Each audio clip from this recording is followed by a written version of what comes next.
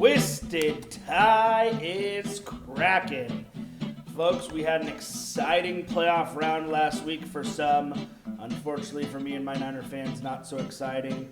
But for Twisted PIXS, it's always exciting. Al, can you hit us with some records? Yep, so this week, 1-3, Cole, Al. Everyone did the same except and for me. then 2-2. You managed to scrounge up a 500 record there. Nice. 5-11, not that great. 15-25 overall in the playoffs. Playoffs are tough. It gets tough. We're Matt LaFleur in the playoffs. Who's in first place for the playoffs? Is it? It's 4-6 is across the board for the three of us, and then he's at 3-7, one back. So I mean, it's open. It's live. Anyone's game, but we're not doing so hot. It's been a tough playoffs. It's been a fun playoffs. It's been an interesting playoffs. A lot of close games, but this weekend it's championship weekend. NFC Championship, AFC Championship, both are happening on Sunday. Sunday. Our traditional host is enjoying a nice little vacation in Hawaii with his mother. So good for him. We'll get his picks on the later on. So let's start it off. AFC Championship game. I want to say got a little more exciting with the injury, but probably not. We got the New England Patriots at the Denver Broncos. Patriots are favored 4.5 over under 42.5. And we're going to start out with the Owl. All right, I think a little luster got taken out of it with Denver's quarterback going down. Bo Nix after the game, kind of a surprise. Sorry to my Denver fans. Jared Stidham, the last time he threw a regular season pass was January 7th, 2024. He's had 4 starts in 7 years in his NFL career. And all 2 years, people. All 4 starts in that 7-year span in week 17 or 18 when his team wasn't playing for anything. So this is the first time he's playing for something. But the stat that stands out to me the most, home team in the AFC Championship game is 9-3 in the past 12 years. Home team, championship game, 9-3. So by that, what I'm going to say is Denver is not favored in this game, but they are the home team. Give me Denver in the points here. I think the spread started at Denver getting, and now it's like a 7-point swing. The only quarterbacks that should be getting a 7-point swing from getting out of the game is probably a Josh Allen, Patrick Mahomes that time. Owl takes Denver plus 4.5. Good news for his good friend Joe Clapper. Twisted Tie, what do you think? I like New England to win this game. The problem with 4.5 is it's that right in that middle number, and the Broncos have done it to me all year and came back, and I've lost a lot of bets, so I'm not going to take that. I'm going to go with the under here. Don't think Stidham's going to be able to do too much. 42.5. I don't think the Patriots are going to put up a 44-6 like the Seahawks did against the Niners and I'll lose an under. Give me the under. Drake May, don't get too crazy. Just a couple touchdowns. We're good. Probably some crisp, cool air there in Denver, too. I imagine it's going to be somewhat cold in Denver. Weather's probably not going to be too much of an issue.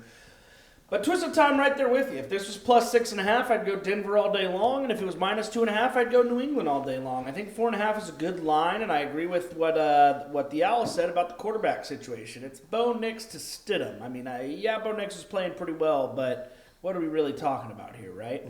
Yeah. I do think the Patriots looked very good last week. I think they looked convincing. I think they looked pretty strong. And for that reason, I will take the Patriots half. I think there's one clear team in each conference that are kind of head and shoulders above the rest. I probably would have taken Patriots again straight up against Bo Nix's Denver Broncos. Yeah. But now I like it even more. Are you concerned that Drake May's first playoff game on the road? No. Not really. He didn't look perfect in the game. I understand that. Didn't. No, He had 4 interceptions on Houston, and New England didn't even put. How many points they put up? Yeah, they weren't. I think got a little out of hand there in the end, didn't it? At the very end, but it's still not. You're right for how many takeaways they had.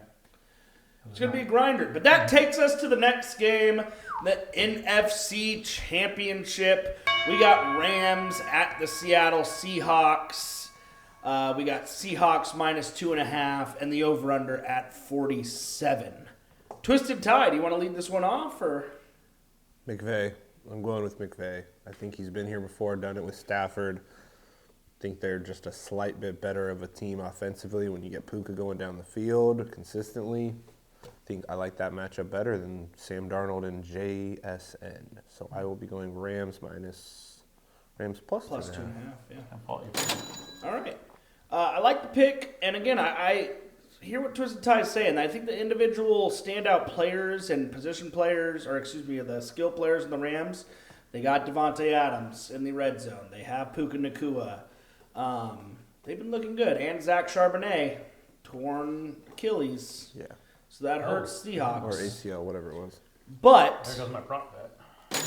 But the Seahawks have looked head and shoulders above the league, and I'm not just saying that because they absolutely pounded my Niners. I don't know how you can say that. I feel like the margins were this close at the end of the season. The Niners could have been the 1 seed. The Rams were right there. I mean, head and shoulders. They got the bye, and they beat up a team that shouldn't have even been there. Yeah. Well, with all that being said, I'm surprised this line is only 2.5. I think people are taking the name of the Rams. I think the Seahawks are going to win convincingly here, and I truly believe they're going to go on to win the Super Bowl this year. I hate to see it, but that defense looks nasty. Give me the Seahawks minus 2.5. So there's a stat out there that every time that we get a new pope, the Seahawks make the Super Bowl. Are you religious?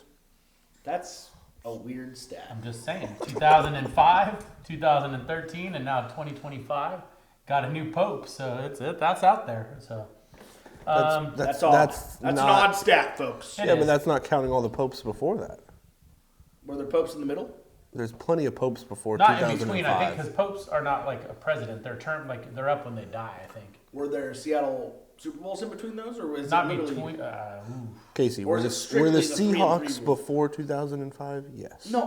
No, he's saying like between like 2005 and 13. Is it 3 and 3? There's been 3 pope changes Yes. and 3 Super Bowls. I think so. That's incredible, folks. That is incredible. I think so. Breaking news. All right, so I got the glasses on because there's a couple of other things. Sam Darnold is the key in this game. That is the bottom line. Seattle's 9-0 when they have 0 turnovers. However, Sam Darnold led the NFL in turnovers with 20, 14 interceptions, 6 fumbles. There's nobody who turns the ball over more than him. So keep it clean, you win. You don't keep it clean, and the Rams do some things, right? Seattle's well rested. They didn't really play players in the fourth quarter. They have the extra day of rest. Rams didn't even actually look that good against the Bears. Shout out Bears fans. You had a good season, but guess what? You didn't win. That should not have been a completed pass. That was a miracle. But anyways, with that being said, I go back to the other stat, which is the home team in the NFC Championship game is 10-2 in the last 12 years. 10-2. That's a big deal. So for that reason, I am going to take Seattle at home. I'm just going to ride with the percentages. So I'm going Seattle at home in this game. I'm tempted to take the under, but I like Seattle here. So we got and we definitely are going to get Rick Stoller's picks in the graphic. What do you think he's going to lean? What would you say he might take? Number one, I think he likes gonna like New England. I don't think he's gonna be a big Stidham fan. And secondly, I gotta assume he's rolling Seattle, even if he doesn't like Seattle. I could see him taking like an under or no. I don't know what he's gonna do here. But we know he's against our boy Alcus, so he might just take Seattle despite him. That's true. Yeah. Ain't no fun. Anyways, that's going to bring us to our next segment, the playoff edition, the NFC AFC Championship edition of Random Bets. And let me tell you, folks, it has been an interesting betting season this playoffs. For those of you that had Indiana minus 7.5 on Monday night, sorry to you. That's what you get with 7.5 points and 2 good teams facing off against one another. But do either of you have a random bet that you would like to start out with, or do you want me to roll it out? You're rolling this one because Charbonnet got hurt and I got nothing right now. Yes, okay. Zach Charbonnet is in fact hurt. You guys know what that means? Kenneth Walker is going to run the rock all night long. And he ran it well. When Charbonnet went out, I believe he had 130 some odd yards. 3 touchdowns. Jeez. He did very well against a porous Niners defense. Tired. It doesn't hurt. It is. But I will simply take an anytime Kenneth Walker touchdown. I want to get on the board. We'll have some crazy props for your Super Bowl. But give me Kenneth Walker anytime touchdown.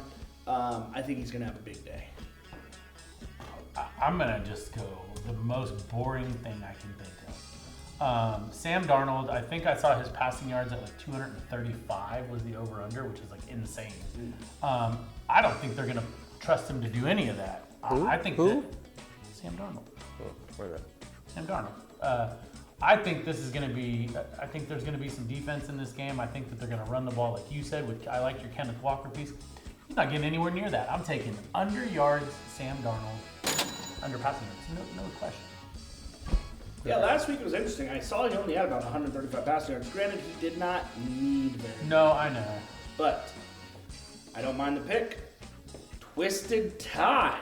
Tasty Hatcherware in there, by the way, Ty. Is that new? I've had it for a little bit. Travis Matthew, baby. Tailor made, actually. Oh, is it tailor-made? Tailor-made. Oh. Anyways. We went 0-4 on random bets. I needed the public to. We're due. We're due is what we are. I think we're like 1-8 or something. Yeah, that's bad. It's bad. I will go crazy with 2 touchdowns for Puka Nacua. Need it to happen. Wow. Big pick against a good defense. Those odds are going to be pretty tasty. Well, folks, that brings us to the end. There's only a few weeks left here in this NFL season. One more episode, really. One more episode. We got Media Week next week and then the Super Bowl. We're not doing a Media Week, I don't think. No. We will not be making predictions for Media Week. However, we will film a Super Bowl show, and we'll get you some good picks for that. We'll most likely have a random prop bet for you as well as something having to do with the players. Favorite part of the season is those Super Bowl props. But it's starting to hit me. It's almost over. Yeah, it's rough. Warriors aren't looking good. I want to hear from you guys, which is one thing is who's going to win the Super Bowl. Like, I just feel like they need to comment that. Not from you guys, but like from the viewers. Yep. I mean, I think it's time to hear that. And then, I don't know, maybe they talk about who do they like for next year. And that's a little way too early. That's early. Way too early. A lot of free agents, a lot of draft. Real quick, right now, I think Seattle wins it all. I mean, if gun to my head, I'd say Seattle. I got the Rams. Yeah.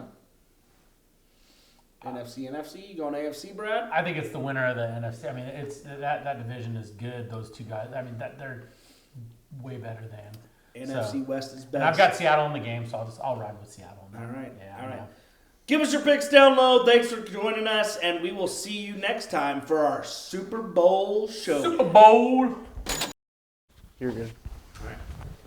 Ladies and gentlemen, this just in, we have our fearless host, Rick Stoller's picks for this weekend's games. We're not going anywhere, folks. Game 1, we have, what did we do first? New England and Denver. Yep. He has picked the Broncos. Ooh, Again, wow. he agrees with you. Twisted Tie? No. Al went Broncos. You said New England. Yeah. I know. So he's on the side of the Broncos. He thinks those points are enough to get him through, and he's going with Stidham. Maybe he loves Stidham. Second game, he does agree with the Bear. He's rolling with the Seahawks, and he thinks they're just going to be too much to handle. So he's agreeing with The Rams are alone. That could be benefit you. Yeah, It hasn't no worked breakaway. out this way. That's the reason I'm in last. Yeah. And lastly, the random bet. Again, he also leaned with the Bear, and he says Kenneth Walker's going to run all over those Rams, and he wants the over in yards. Perfect. So he's going Kenneth Walker. He's probably on the same page, thinking a lot of touches, a lot of yards. I don't hate it. Hey, from Hawaii, it's hard to make picks from Hawaii, but there's one man that can do it. It's Rick Stoller. Yep. So, enjoy your time. Aloha, as they would say. Aloha. It means hello and goodbye. I think it means goodbye now because we're at the end of the show.